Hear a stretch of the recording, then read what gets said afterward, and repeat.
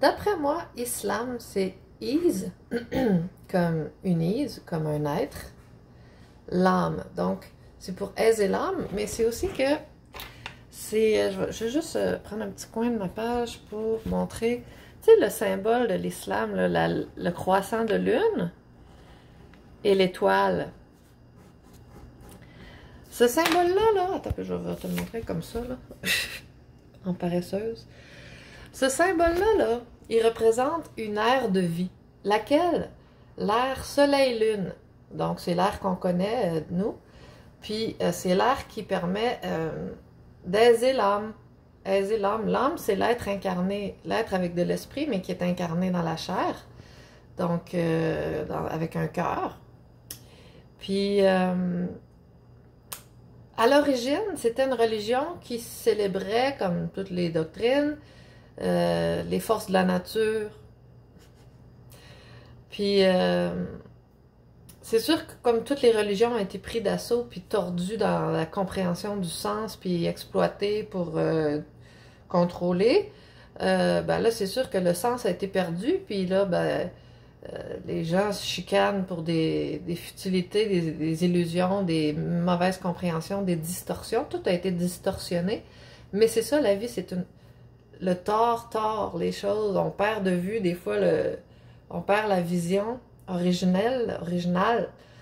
Puis, à un moment donné, on y revient, parce que le mouvement toroïdal, c'est un c'est un mouvement perpétuel. C'est un perpétuel recommencement.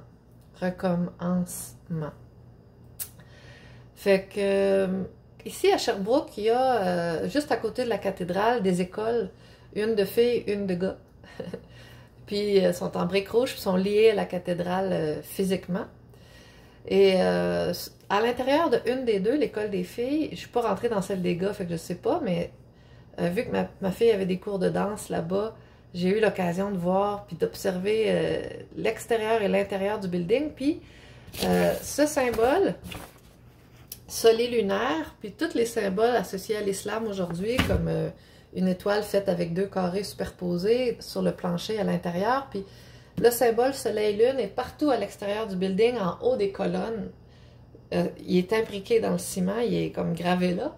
Puis il est à l'intérieur du building, dans les vitraux originaux qui ont préservé, qui ont conservé. Mais je sais pas pourquoi personne prête attention à ça, mais dans le fond, c'est pour dire comme quoi que ces symboles-là faisaient partie des... comme les symboles de la cathédrale catholique qu'on associe au catholicisme aujourd'hui, mais tu sais, c'est toutes les mêmes, ça revient tout à la même doctrine, les religions, fait que c'est tout ensemble. Puis, c'est pour ça que ça fait partie du patrimoine immobilier, les bâtisses, parce que c'est pas parce que nécessairement on était musulman ou catholique, c'est parce que c'était toute une religion. Ça fait toute partie de la même doctrine, puis c'est une doctrine qui nous appelle, qui nous amène à comprendre ben, les règles d'or de la vie, puis de la nature, les cycles de la nature, puis la dynamo soleil-lune, ionique, magnétique, puis tout ça, la dynamique électromagnétique, puis la mécanique de l'amour, la mécanique de l'amour. Anique, c'est anoïque, tu comprends? Puis anneau, c'est l'anse qui contient de l'eau, puis l'anneau, c'est aussi le spectre de notre propre champ électromagnétique, puis de notre propre champ de conscience, puis ça, c'est aussi les limites de notre monde physique, puis en tout cas, j'en ai parlé dans d'autres vidéos. Fait que je voulais juste dire que le symbole de l'islam, qui est encore sur plein de drapeaux, d'ailleurs, pas juste ici à Sherbrooke, sur les buildings, mais évidemment dans les pays qui sont de confession, qui pratiquent l'islam, comme le drapeau marocain, tout ça, algérien aussi, je pense.